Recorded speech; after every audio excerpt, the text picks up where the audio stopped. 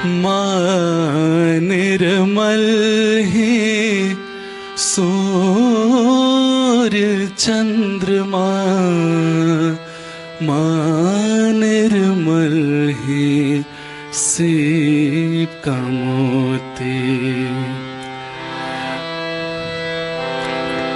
वंदन करते माँ निर्मल का, माँ अपनी है निर्मल ज्योति। वंदन करते माँ निर्मल का, माँ अपनी है निर्मल ज्योति। माँ निर्मल ही सूर्य चंद्रमा, माँ निर्मल ही सीप का मोती। माँ निर्मल ही सूर्य चंद्रमा, माँ निर्मल ही सीप का मोती। वंदन करते माँ निर्मल का, माँ अपनी है निर्मल ज्योति। वंदन करते माँ निर्मल का, माँ अपनी है निर्मल ज्योति।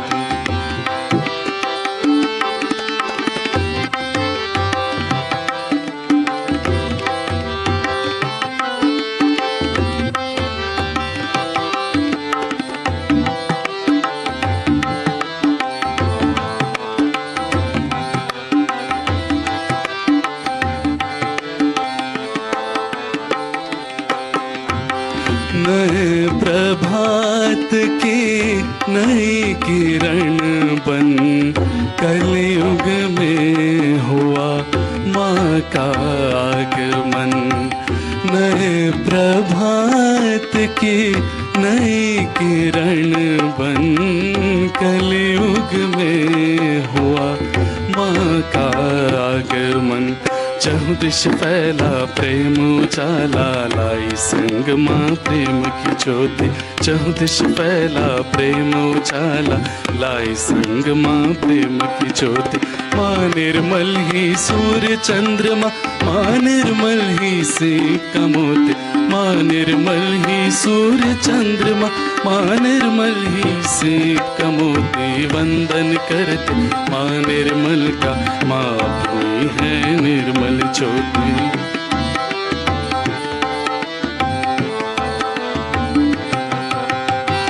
कर जोड़े और शीश नवा कर, माँ के आगे हाथ फैला कर। कर जोड़े और शीश नवा कर, माँ के आगे हाथ फैला कर। मांगे माँ से दान ज्ञान का, करो निरंजित ज्ञान की ज्योति। मांगे माँ से दान ज्ञान का, करो निरंजित ज्ञान की ज्योति। माँ निर्मल ही सूर्य चंद्रमा, माँ निर्मल ही सीप का मोती। माँ निर्मल ही सूर्य चंद्रमा, माँ निर्मल ही सीप का मोती। वंदन करते माँ निर्मल का, माँ अपनी है निर्मल ज्योति। वंदन करते माँ निर्मल का, माँ अपनी है निर्मल ज्योति।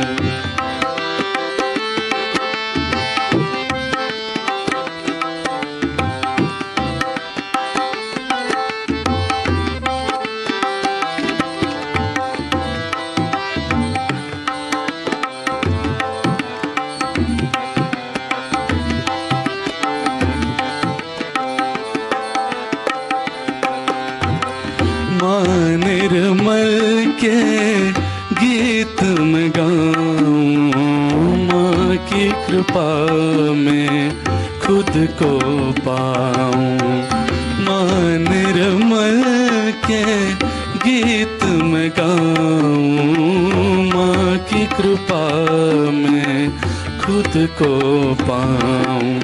कैसे पाते आत्म तत्व को प्रगट नगर माँ निर्मल होती। कैसे पाते आत्म तत्व को प्रगट नगर माँ निर्मल होती। माँ निर्मल ही सूर्य चंद्रमा, माँ निर्मल ही सीप का मोती। माँ निर्मल ही सूर्य चंद्रमा, माँ निर्मल ही सीप का मोती। वंदन करते माँ निर्मल का, माँ अपनी है निर्मल ज्योति। वंदन करते माँ निर्मल का, माँ अपनी है निर्मल ज्योति। माँ निर्मल ही सूर्य चंद्रमा, माँ निर्मल ही सीप का मोती, माँ निर्मल ही सूर्य चंद्रमा, माँ निर्मल ही सीप का मोती। वंदन करते माँ निर्मल का, माँ अपनी है निर्मल ज्योति। वंदन करते माँ निर्मल का, माँ अपनी है निर्मल ज्योति, माँ अपनी है निर्मल ज्योति, माँ अपनी है निर्मल ज्योति। जय श्री माता जी।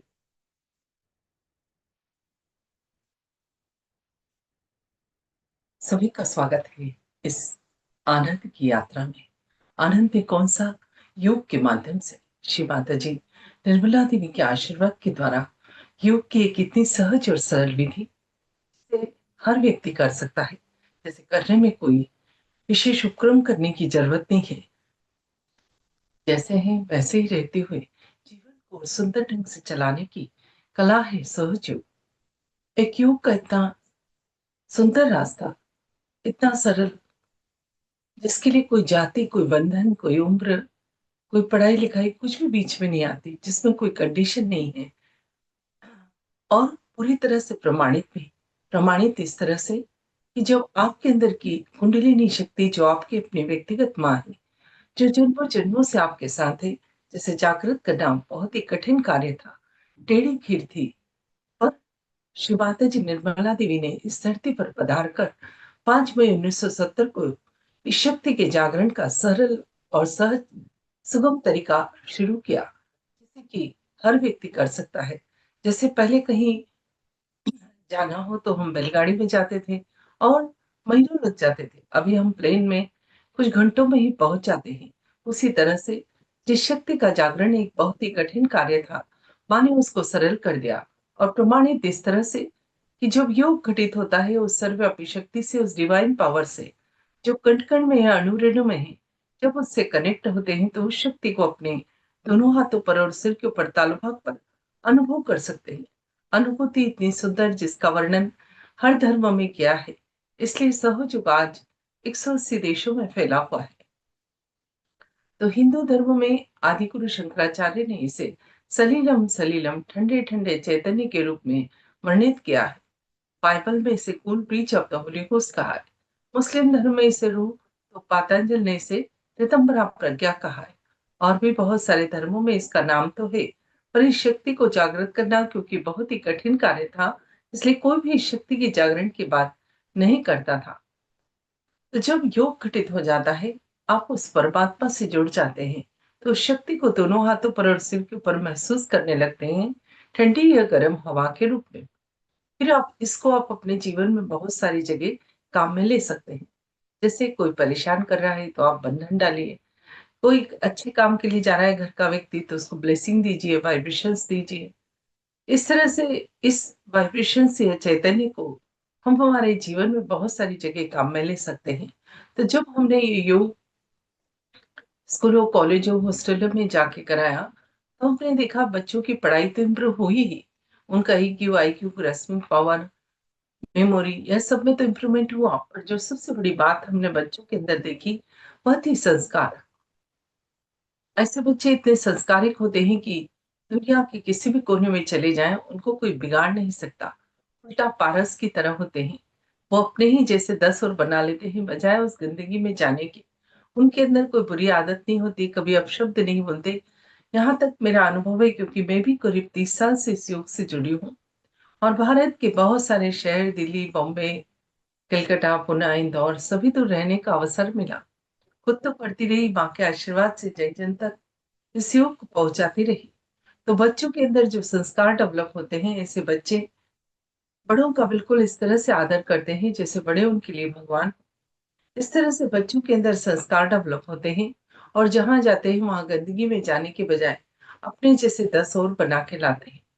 इसी तरह से ये योग जब किसानों को कराया गांव में जाकर, उन्होंने सहज कृषि की, मतलब बीजों को बोने के पहले श्री माता जी के समक्ष रखा, जल रखा, फिर ये चैतन्य जल और बीज खेतों में जब डाला, तो उनका ऐसा कहना था फसल बहुत अच्छी आने लगी, फसलों को कीड़ा नहीं लगता था, इसलिए सालों का जो कर्जा था वो खत्म हो गया। इसी तरह से डॉक्टर्स ने अपने पेशेंट पर प्रयोग कर कर देखा। ऐसे पेशेंट जिनका कि इलाज ही संभव नहीं था, जिन बीमारियों को साइकोसोमेटिक कहते हैं, ऐसे पेशेंट पर कार्य किया। तो उनको मेडिसिन भी दी प्लस मेडिटेशन भी कराया, तो उनकी रिकवरी जल्दी होने लगी। इसी तरह से साइंटिस्ट ने अपने ढंग से, तो गायकों ने अपने ढंग से इस वाइब्रेशंस का, चैतन्य का प्रयोग किया और बड़ी-बड़ी रिसर्च करी। बड़े-बड़े साइंटिस्ट, डॉक्टर्स इस पर रिसर्च करने में लगे हुए हैं कि इस योग के घटित होने के बाद हमारे अंदर की कॉस्मिक दशा में क्या चेंजेस आते हैं। तो रशिया में तो सरकार ने इसको इंडिपेंडेंट थेरेपी के रूप में मान्यता प्रदान की है। बॉम्बे में सीबीडी बेलापुर में इसका रिसर्च और हेल्थ सेंटर है। डब्ल्यूएचओ में भी इसके शोध प्रकाशित हुए हैं।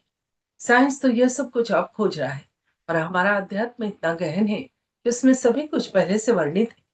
क्योंकि हम उसे पढ़ते नहीं है, इसलिए हमें पता नहीं कि हम कितने धनी लोग हैं। सबसे बड़ा धन तो हमारे ही पास है। तो इसी तरह से जो जिस क्षेत्र से आया था उसने अपने क्षेत्र में आनंद उठाया, जीवन को संतुलित किया और जीवन की आर्थिक, सामाजिक, भौतिक समस्याओं से भी धीरे-धीरे छुटकारा प्राप्त होने लगा। आजकल जिससे बात करो फ्रस्ट्रेशन, डिप्रेशन, तनाव, स्ट्रेस, यही सब शब्द यूज़ करते हैं। तो ये तनाव और स्ट्रेस आता कहाँ से और क्यों आता है? थोड़ी-सी इस विषय पे अभी हम चर्चा करेंगे। तो अभी आपकी स्क्रीन पर हमारे अंदर के सूक्ष्म शरीर का सटल सिस्टम का फ़ोटो आ रहा है। बाहर से भले ही हम लोग दिखने में अलग-अलग हैं, पर अंदर से हम सबका शरीर एक जैसा होता है। जब बच्चा माँ के गर्भ में 3 माह का होता है, तो वो ईश्वर की शक्ति तालु भाग से प्रवेश करती है और शरीर में 3 नाड़ी और 7 चक्र बनाती है।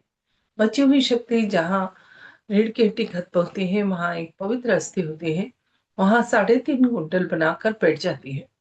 यह शक्ति कुंडल बनाकर बैठी रहती है, इसलिए इस शक्ति को कुंडलिनी शक्ति कहते हैं। ध्यान में अभी हम इस शक्ति को ही जागृत करेंगे। जब यह वहाँ जागृत होती है, तो 3 नाड़ी और 7 चक्र से बने हमारे इस अंदर के शरीर को संतुलित कर देती है। इस कुंडलिनी शक्ति को प्योर एनर्जी भी कहते हैं।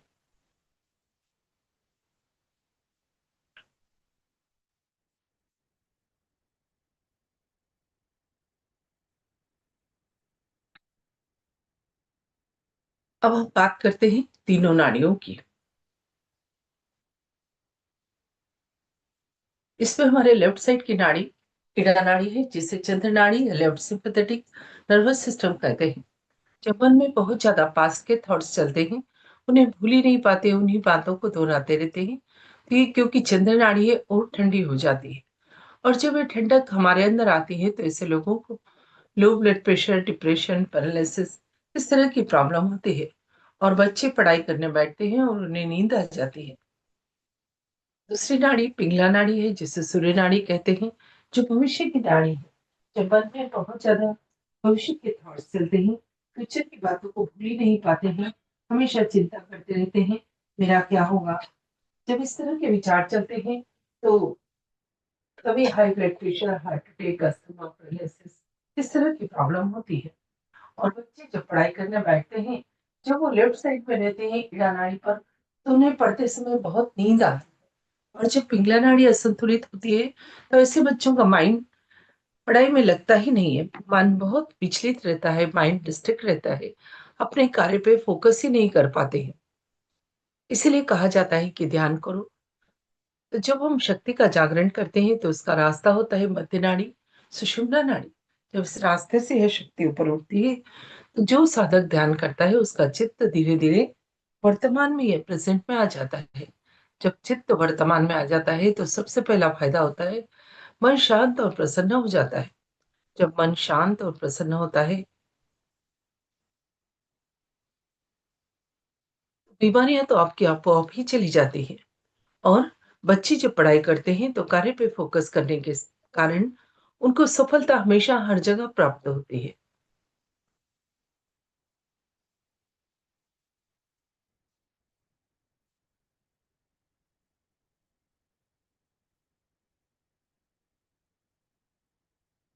अब बात करते हैं हम चक्रों की। शरीर के अंदर ये 7 चक्र होते हैं, जो फूल जिसे आप देख रहे हैं, ये शक्ति के केंद्र हैं।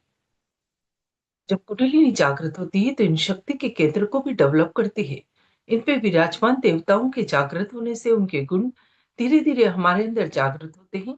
इस तरह एक बहुत ही सुंदर पर्सनैलिटी तैयार होती है, जैसे हम कल्पना करते हैं कि हमारी पर्सनैलिटी इस तरह से हो, क्योंकि इन चक्रों की क्वालिटी हमारे अंदर धीरे धीरे डेवलप हो जाती है।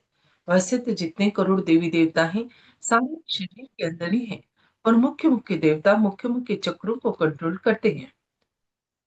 और जब यह कुंडलिनी जागृत होती है तो ये चक्रों से जो रिलेटेड ऑर्गन्स है वो भी ठीक हो जाते हैं। तो इस तरह से आपकी बीमारियां भी ठीक होती है। सहयोग का एक खास आविष्कार यह है कि खुद को जानना, खुद को पहचानना। अब खुद को जानना पहचानना क्या होता है कि जब यह कुंडलिनी शक्ति जागृत होती है, तो चक्रों नाड़ियों पर कार्य करती है। जब में दोष है तो वहां रुककर कार्य करती है। जब दोष दूर हो जाता है तो कुंडलिनी माँ आगे बढ़ जाती है। जब रुककर कार्य करना पड़ता है तो उस चक्र का जो या नाड़ी का नर्व्स का जॉइंट पॉइंट हाथ और पांव पर होता है, वहां पर अनप्लेजेंट फीलिंग मतलब झंझनाहट या गर्माहट होती है। और जब चक्र शुद्ध हो जाता है तो ठंडा चैतन्य महसूस होने लगता है। ये इस बात का प्रमाण होता है कि हमारे चक्र नाड़ियों का शुद्धिकरण हमारी कुंडलिनी माँ ने कर दिया है। इस तरह से ऐसा अनुभूति आज तक कभी किसी ने किसी को प्रदान नहीं की थी। ये सहयोग का ही आविष्कार है। तो मूलाधार चक्र को हाथ और हथेली जहाँ मिलते हैं, अनुभव कर सकते हैं। श्री गणेश इसके देवता हैं, और बुद्धि, विवेक, पवित्रता, बोधिता, मंगलमयता इसका गुण है। जब यह चक्र जागृत होता है तो व्यक्ति के अंदर विजडम आने से वो अच्छी और बुरी की पहचान कर सकता है। इसलिए गलत रास्ते कभी नहीं जाता। कोई बुरी आदत है वो भी छूटती है। साथ ही यौन संबंधी और मलमूत्र विसर्जन संबंधी ऑर्गन्स को यह कंट्रोल करता है, तो उससे रिलेटेड कोई बीमारी जैसे पाइल्स, प्रोस्टेट का प्रॉब्लम, उसमें भी सुधार होता है।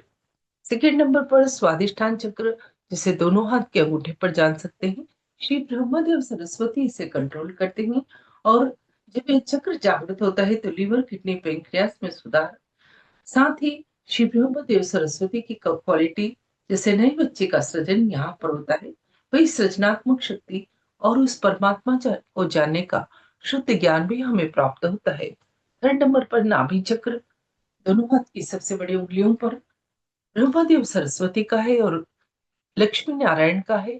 और उनके जागृत होने पर लक्ष्मी की कृपा, परिवार में संतुलन, पैसों का आप सुख उठाते हैं और पैसों में बरकत होती है। पेट संबंधी कोई समस्या है वह भी दूर होती है। इसके बाद भवसागर गुरुओं का स्थान है, जिसे दोनों हाथ की हथेली के बाहरी हिस्से में आप अनुभव कर सकते हैं, जिसे वाइट भी कहते हैं। जब कुंडलिनी माँ यहाँ आती है तो हम स्वयं के गुरु बन जाते हैं। अब हमें कहीं भी पैसा खर्च करने की और मत्था टेकने की जरूरत नहीं जाएगी, क्योंकि आपके अंदर ये सभी क्वालिटी डेवलप हो रही है। जब गुरु तत्व जागृत होता है तो हम अपनी बात किसी को भी बहुत अच्छे ढंग से एक्सप्लेन कर सकते हैं। बच्चों के अंदर जब ये गुरु तत्व जागृत होता है तो वो तो बहुत ही डायनामिक हो जाते हैं। ग्रुप डिस्कशन, इंटरव्यू, वाइवा, हर जगह अपनी बात को बहुत ही अच्छे से व्यक्त करके आते हैं। इसके बाद आता है हृदय चक्र, दोनों हाथ की छोटी उंगली पर। वहां जगदम्बा का चक्र है, और उनके जागृत होने पर हमारा इम्यूनिटी सिस्टम स्ट्रांग होता है, क्योंकि रोगों से लड़ने की जो एंटीबॉडीज है, जिन्हें अध्यात्म में चक्र कहते हैं, यहीं से तैयार होकर इस पूरे शरीर में जाते हैं। जब हमारा यह चक्र जागृत होता है तो हमारी रोग प्रतिरोधक क्षमता बढ़ जाती है। जो बच्चे बार बार बीमार पड़ते हैं, एग्जाम आने पे बीमार हो जाते हैं, यदि उन्हें ध्यान कराया जाए तो इस तरह की प्रॉब्लम से छुटकारा मिलेगा, क्योंकि बच्चे बहुत डरते हैं। जिन महिलाओं में सिक्योरिटी की भावना है, उन्हें ही ब्रेस्ट कैंसर होता है। उन्हें यदि ध्यान कराया जाए तो इन सब दिक्कतों से छुटकारा मिलेगा। उसके बाद आता है विशुद्धि चक्र, जो गले में है और अंगूठी के पास वाली उंगली पर आप इसे जान सकते हैं। राधा कृष्ण का यह चक्र है।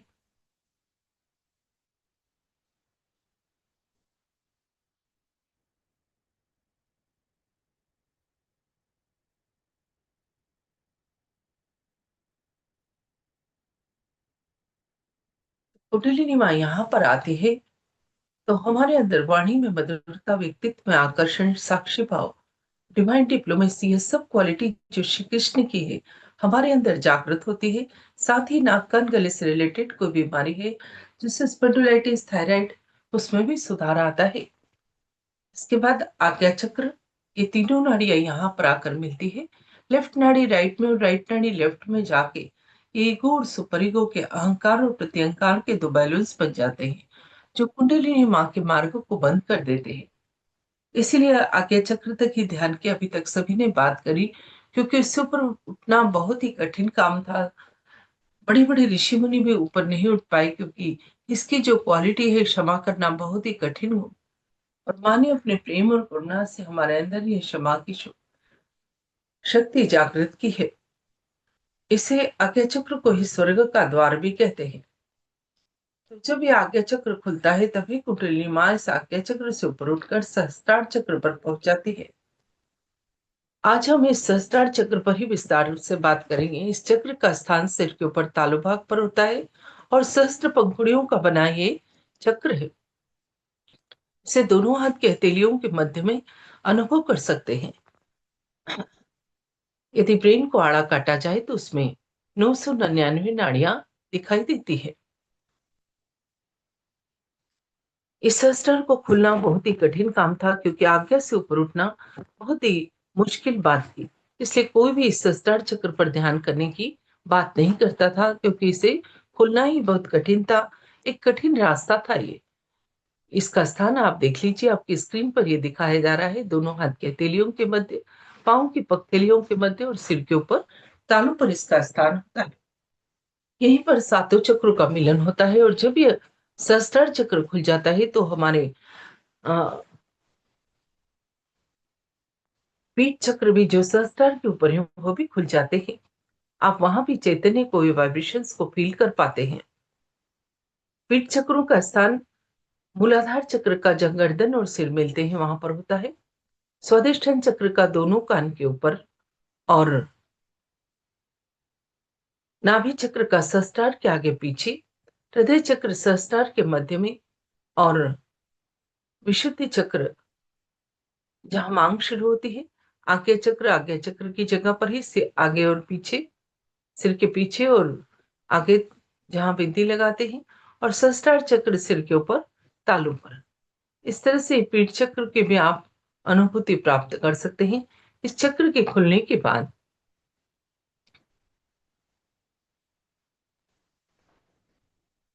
बहुत सारे लोगों को सिर के ऊपर तालू पर ठंडे वाइब्रेशन फील नहीं हो पाते हैं। उसके कारण उनके सहस्त्रार चक्र की पकड़ होती है। उसके पीछे कारण होता है आपका सहयोग के प्रति या श्री माता जी के प्रति डाउट होना। उसके लिए आप अपने सीधे हाथ को सिर के ऊपर तालू पर रखें, थोड़ा दबाव दें और थोड़ा ऊपर नीचे करें। और यहाँ पर 3-4 बार कहें, माँ मैं आत्मा हूँ, इसलिए मैंने सबको क्षमा किया। फिर अपना ये हाथ नीचे ले आए। अभी लेफ्ट हैंड या बायां हाथ सिर पर लाए, तालू पर जमाएं, हाथ को थोड़ा 4-5 बार ऊपर करें और यहाँ पर पूर्ण हृदय से कहें, माँ मैं आत्मा हूँ इसलिए मैं निर्दोष हूँ। आपके इस तरह से कहने मात्र से ही आपके अंदर ये जो सहस्त्रार की पकड़ है, या सिर के ऊपर तालू पर जो ठंडा नहीं अनुभव कर पाते हैं, धीरे धीरे आप अनुभव कर पाएंगे। बहुत ही सूक्ष्म चीजें हैं। अब आप जो भी प्रार्थना करेंगे, हर प्रार्थना आपकी पहुंच जाएगी। यहाँ सहस्त्रार चक्र जो लिम्बिक एरिया में होता है, इस एरिया को फोंटेनेंटल बोन एरिया भी कहते हैं। मतलब यहाँ से फाउंटेन निकलता है, फव्वारा निकलता है। इसको खोलना बहुत ही कठिन काम था, इसलिए कोई भी यहाँ इसके खोलने की बात नहीं करता था। सभी लोग आज्ञा चक्र तक ही सीमित थे और वहीं पर ध्यान लगाने की अभी तक बात की गई थी। परंतु माँ ने अपने प्रेम और करुणा से बच्चों के सारे जीवन को सुंदर ढंग से चलाने के लिए, संतुलित ढंग से चलाने के लिए इस सहस्त्रार का खुलने का कार्य 5 मई 1970 को किया, समुद्र के किनारे नारगोल में बैठकर। जब उनका सहस्त्रार चक्र खुल गया तो उन्होंने सबसे पहले एक वृद्ध महिला पर यह प्रयोग किया और उसके बाद 12 लोगों पर। फिर तो यह बात आग की तरफ फैलती चली गई कि कोई एक लेडी है जो योग के माध्यम से व्यक्ति के जीवन में परिवर्तन ला देती है। उन्होंने जब लंदन गए तो 7 ड्रग एडिक्ट्स पर प्रयोग किया और उनकी जब ड्रग्स की आदत छूट गई तो फिर तो यह कार्य होता ही चला गया, एक देश से दूसरे देश तक। और श्री माता जी ने बहुत मेहनत की। इस विश्व के कल्याण के लिए यह कार्य मानव जाति की मदद के लिए किया गया, ताकि उनके बनाए हुए बच्चे कहीं दुखी न रहो। हम पेरेंट्स अपने बच्चों को कभी भी दुखी नहीं देख सकते, तो वो ईश्वर कैसे देख सकता है? तो जब भी वो देखता है कि मानव बहुत परेशान है, तो कभी गुरु के रूप में, कभी अंशावतार, कभी पूर्णावतार के रूप में इस धरती पर आता है। जब भी वो आता है हम उसे नहीं पहचान पाते, पर जब वो चला जाता है तो बड़े-बड़े मंदिर, मस्जिद, गुरुद्वारे बनाकर उसकी आराधना करते हैं। देखिए वक़्त आ गया है इसको खुलने का, और जब ये खुलता है तभी हम दोनों हाथों पर और सिर के ऊपर तालु भाग पर उस ईश्वर की निराकार शक्ति को अनुभव कर पाते हैं। ईश्वर के 2 स्वरूप हैं, एक साकार जो मूर्ति स्वरूप और एक निराकार जो चारों तरफ है, आँखों से नहीं दिखाई देता है, पर है जो सारा संसार चलाता है। तो जब उस निराकार से जुड़ते हैं, तो उस निराकार की शक्ति को ठंडी या गर्म हवा के रूप में दोनों हाथों पर और सिर के ऊपर तालु भाग पर अनुभव कर लेते हैं। अनुभव ही नहीं कर पाते, फिर हम अपने इस वाइब्रेशन से, चैतन्य से अपने चक्रों को भी देख पाते हैं और उन्हें ध्यान के माध्यम से ठीक भी कर पाते हैं। यही नहीं, आपके कोई रिश्तेदार दूर बैठा है, उसके बारे में भी आप जानना चाहें, तो आप अपने हाथों पर और सिर के ऊपर तालु भाग पर पीठ चक्रों पर जान सकते हैं कि कहाँ उसको क्या प्रॉब्लम है और उससे क्या दोष है। पर उसके लिए कुछ प्रैक्टिस करना ज़रूरी है। किसी-किसी को पहले दिन से ही बहुत सुंदर अनुभूति होने लगती है और किसी-किसी को तो बहुत ज़्यादा समय लगता है। यह आपके अपने पुण्यों पर डिपेंड है कि आपको कितना समय लगेगा। इसमें कोई किसी के साथ ज़बरदस्ती नहीं कर सकता है। ये कार्य ही इस तरह का है।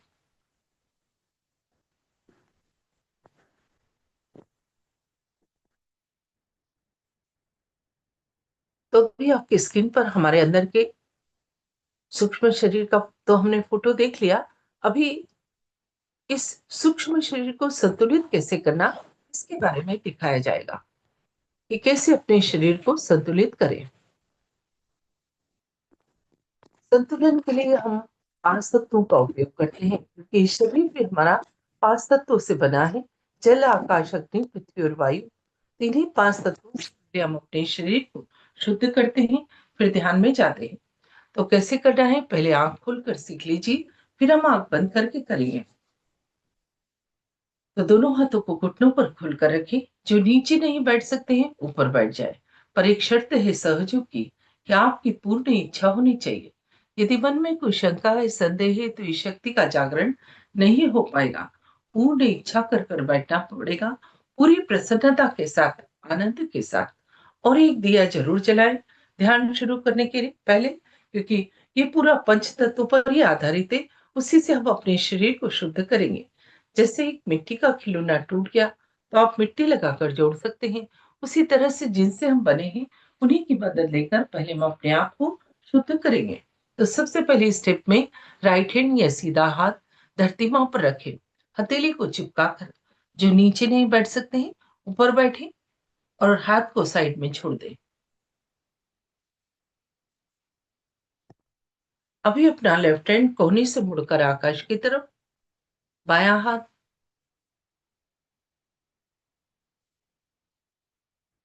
करते चलिए मेरे साथ साथ।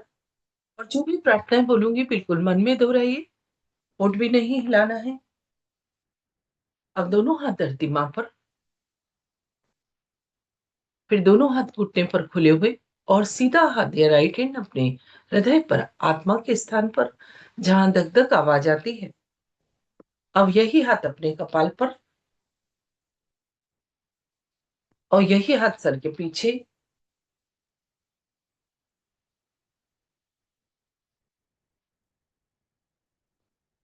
और यही हाथ सिर के ऊपर तालू पर। थोड़ा सा देख लीजिए।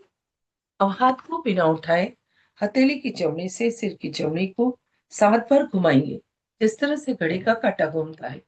और वहीं पर हाथ ऊंचा करके उस शक्ति को फील करेंगे। थोड़ा आगे पीछे, थोड़ा दाएं बाएं, और तालू से ऊपर नीचे कर कर देखेंगे। किसी किसी को तो बहुत ऊपर तक ठंडक का एहसास होता है। फिर दूसरे हाथ से भी चेक करेंगे और दोनों हाथ आकाश की तरफ, गर्दन पीछे, और मन में एक प्रश्न पूछेंगे। बस इतना ही करना है। जैसा इसका नाम है उतना ही सहज और सरल। तो अभी आपकी स्क्रीन पर श्री माता जी का फोटो आ रहा है। फोटो बहुत खास है। फोटो बाजार में नहीं बिक्री होता है। उस फोटो से निकलने वाली चैतन्य की किरणें ही हमारी कुंडलिनी शक्ति के जागरण में हमारी मदद करती है। तो दोनों हाथ थोड़े से ऊपर उठाए, हृदय तक लाएं।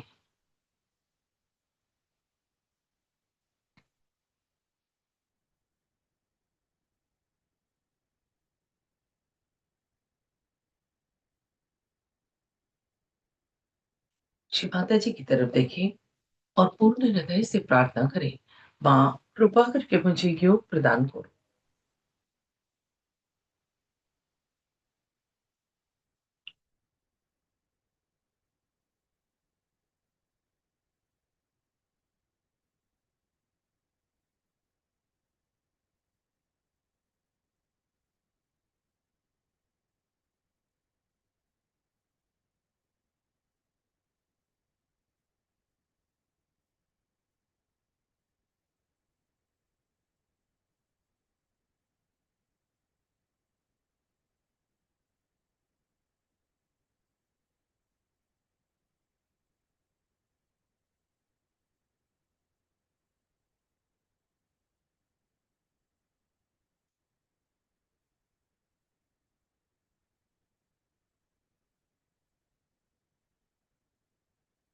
धीरे धीरे घुटने पर खुली हुई आंखें बंद और पेट सीधी। समझ में एक ही शर्त है, आपको पूर्ण इच्छा रखनी पड़ेगी। यदि मन में कोई शंका है, संदेह है, तो ये शक्ति का जागरण नहीं होगा।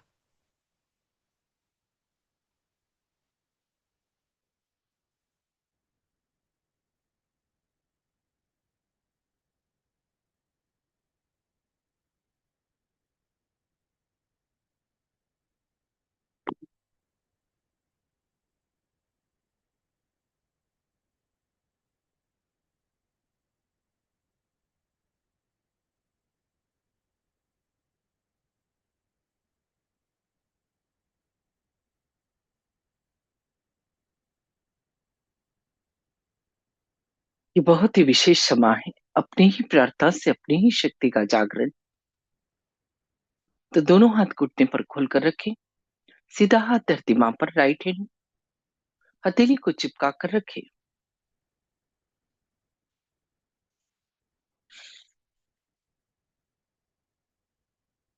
जो ऊपर बैठे हैं साइड में हाथ छोड़ दें और पूर्ण हृदय से प्रार्थना करें इड़ा नाड़ी के शुद्धिकरण की।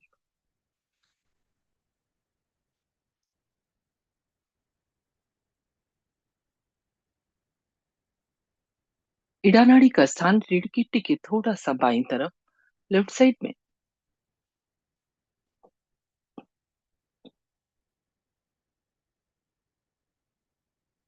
यहाँ पर प्रार्थना करेंगे, मां इस नाड़ी के सभी दोष विकार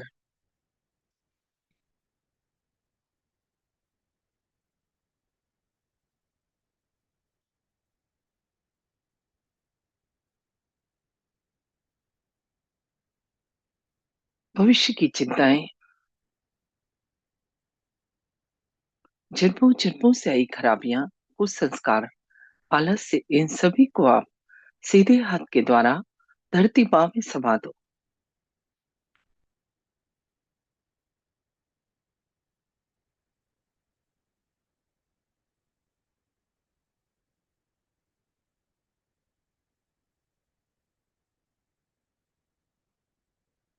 आपको अनुभव हो सकता है लेफ्ट हैंड पर कुछ आता हुआ और राइट हैंड से कुछ निकलकर धरती में जाता हुआ।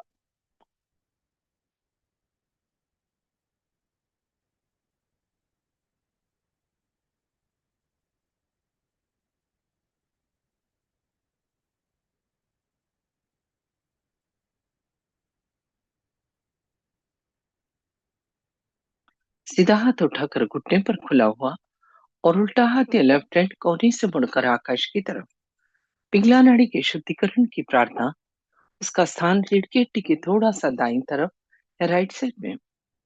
प्रार्थना करेंगे, मां इस नाड़ी के सभी दोष विकार, भविष्य की चिंताएं, अतिरिक्त गर्मी कृपा करके लेफ्ट हैंड के द्वारा आकाश तत्व में समा दो।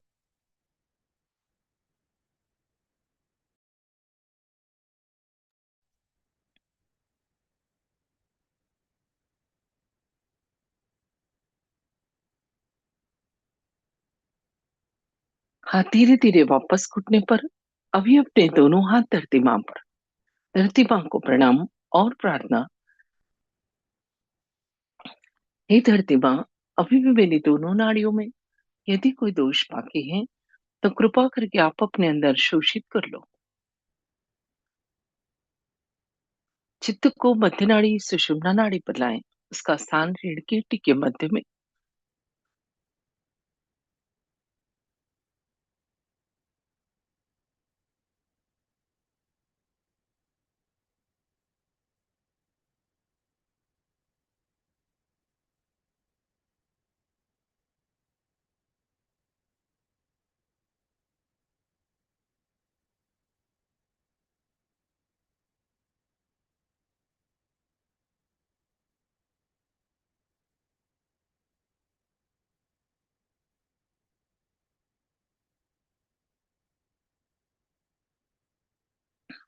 अब अपना सीधा हाथ दोनों हाथ घुटने पर खुले हुए प्रार्थना करेंगे मध्य नाड़ी सुषुम्ना नाड़ी को जागृत करने की और वर्तमान में स्थापित करने की। अब अपना सीधा हाथ राइट हैंड अपने हृदय पर आत्मा के स्थान पर थोड़ा दबाओ और चित्त पूरा हाथ के नीचे।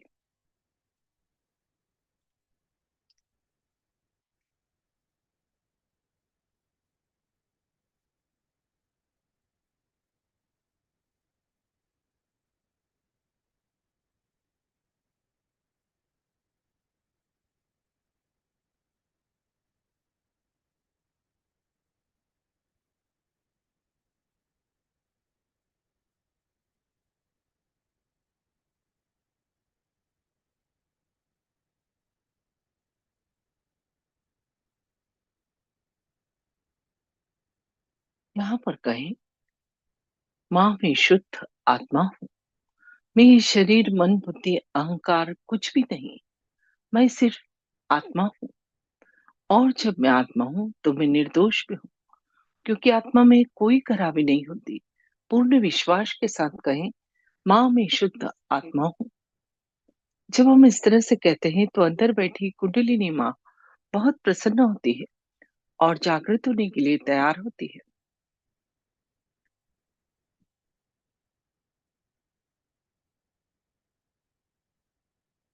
अब इसी हाथ को उठाकर अपने कपाल पर रखें जहां बिंदी लगाते हैं। थोड़ा दबाव दें और थोड़ा सर झुकाएं।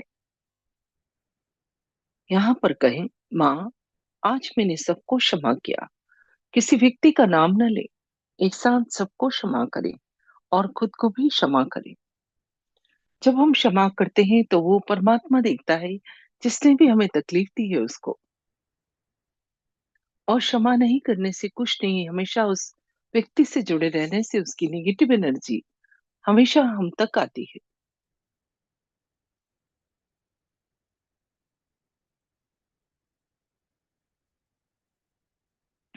अब यही हाथ सर के पीछे रखें और गर्दन थोड़ी सी पीछे झुकाएं। यहाँ पर कहें, माँ जाने अनजाने में उस परमात्मा की शान के खिलाफ यदि मुझसे कोई कार्य हो तो क्षमा करो।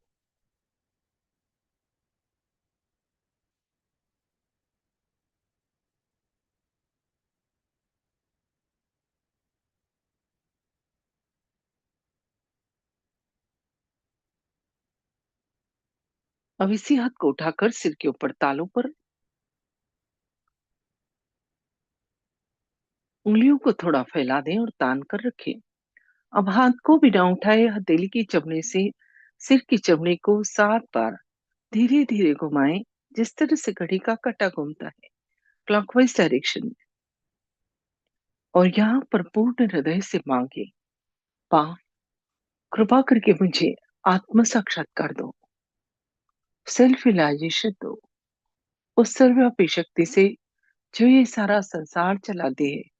मेरा योग करा दो, उस शक्ति की अनुभूति दो।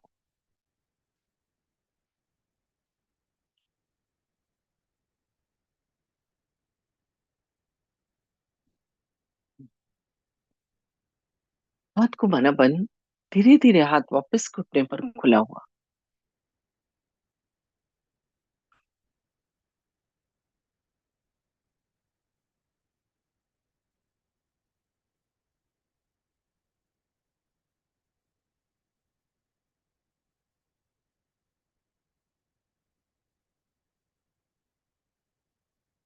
थोड़ी देर ध्यान लगाएं। पूरा चित्त या टेंशन सिर के ऊपर तालू पर, दोनों हाथ घुटने में खुले हुए, पीठ सीधी और आंखें बंद। पूरा अटेंशन अपने अंदर। विचारों को सिर्फ देखें और उन्हें माफ करते जाएं। धीरे धीरे दो विचारों में अंतर बढ़ जाएगा और वो अंतर के क्षण में ही हमारा योग घटित होगा।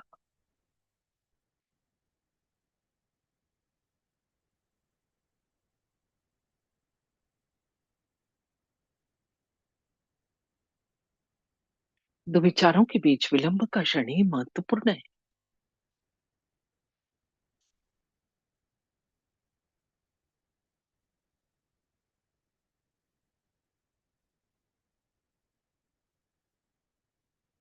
आंखें बंदी रखें और अपना अटेंशन दोनों हाथ की हथेली और उंगलियों के टिप्स पर लाएं। क्या हो रहा है, खाली अनुभव करना है। हाथों में ठंडा, गरम, उंगलियों के टिप्स पर कुछ झंझनाहट, हथेली में कुछ गोल घूमता हुआ या हाथ भारी हो गए हों।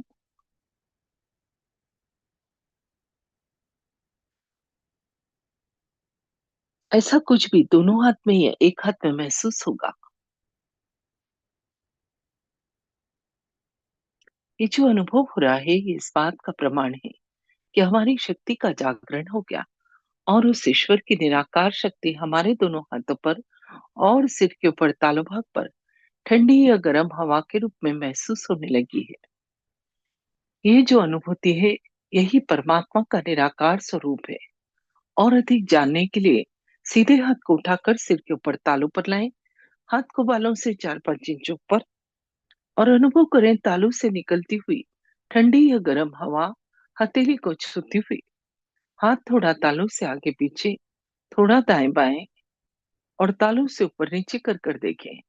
किसी किसी को तो बहुत ऊपर तक ठंडक का एहसास होता है। हाथ वापस नीचे ले आए। अभी दूसरे हाथ से चेक करें। हाथ को तालू से थोड़ा ऊपर रखें और अनुभव करें तालू से निकलती हुई ठंडी या गर्म हवा हथेली को छूती हुई। हाथ थोड़ा आगे पीछे, थोड़ा दाएं बाएं और तालू से ऊपर नीचे कर कर देखें। अभी दोनों हाथ आकाश की तरफ और गर्दन पीछे। यहाँ पर एक प्रश्न पूछे, माँ, क्या यही वो शक्ति है जो सारा संसार चलाती है? क्या यही परमात्मा के प्रेम की शक्ति है? या यही डिवाइन पावर है? उत्तर में आपके हाथों पर और स्पष्ट अनुभूति होगी।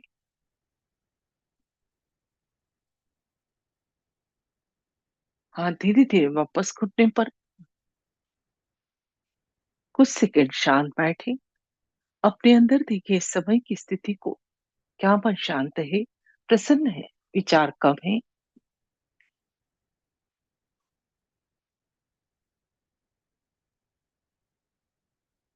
यदि इसका उत्तर हाँ है तो दोनों हाथ जोड़ लें। अंदर बैठी कुंडलिनी माँ और श्री माता जी को धन्यवाद स्वरूप प्रणाम करें।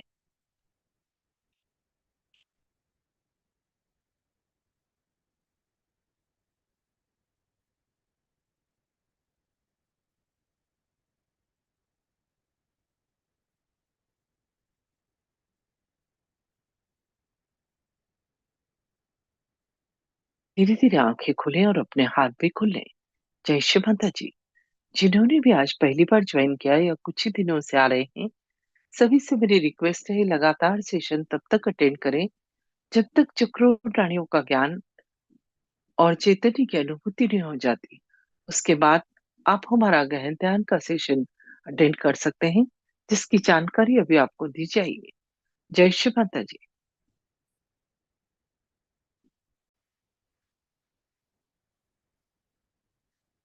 जय श्री माता जी सभी को। जो भी साधक आज पहली बार जुड़े हैं, आपसे विनती है कि कुछ दिन इस सेशन को आप ज़रूर देखें। धीरे धीरे सभी चक्रों और नाड़ियों की जानकारी आपको मिलेगी और इसी के साथ आपकी अनुभूति भी बढ़ेगी। नए साधकों के लिए आत्म साक्षात्कार के कार्यक्रम रोज़ दिन में 3 बार इसी यूट्यूब चैनल पर लाइव रहते हैं। पहला कार्यक्रम सुबह 8 बजे, दूसरा दोपहर 4:15 और तीसरा रात 7:45 बजे। अपनी सुविधा अनुसार आप कोई सा भी कार्यक्रम अटेंड कर सकते हैं। सुबह 8 बजे और दोपहर 4:15 बजे के कार्यक्रम के बाद, ध्यान के बाद, आप अपने प्रश्न भी हमसे यूट्यूब पर लाइव चैट में पूछ सकते हैं या जूम मीटिंग ज्वाइन करके डायरेक्ट बात भी कर सकते हैं। आप चैनल सब्सक्राइब कर लेंगे तो रोज़ होने वाले कार्यक्रम की लिंक आपको ईजिली मिलती रहेगी।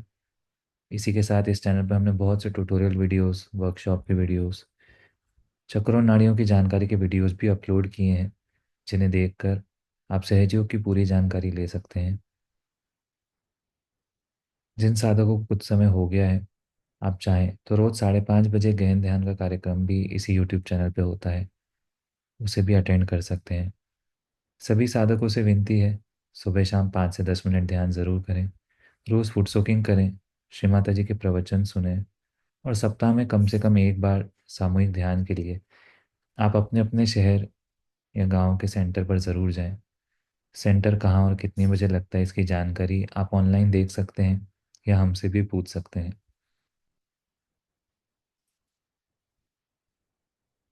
नए साधकों के लिए हम एक बार और बताना चाहेंगे कि आपकी कोई भी प्रश्न है तो सुबह 8 बजे या दोपहर 4:15 बजे के कार्यक्रम में ध्यान के बाद आप अपने प्रश्न हमसे लाइव पूछ सकते हैं। सभी को जय श्री माता जी। आज का कार्यक्रम अब हम यहीं समाप्त करते हैं। आज के ध्यान और आनंद के लिए श्री माता जी को कोटि कोटि धन्यवाद, कोटि कोटि प्रणाम। जय श्री माता जी।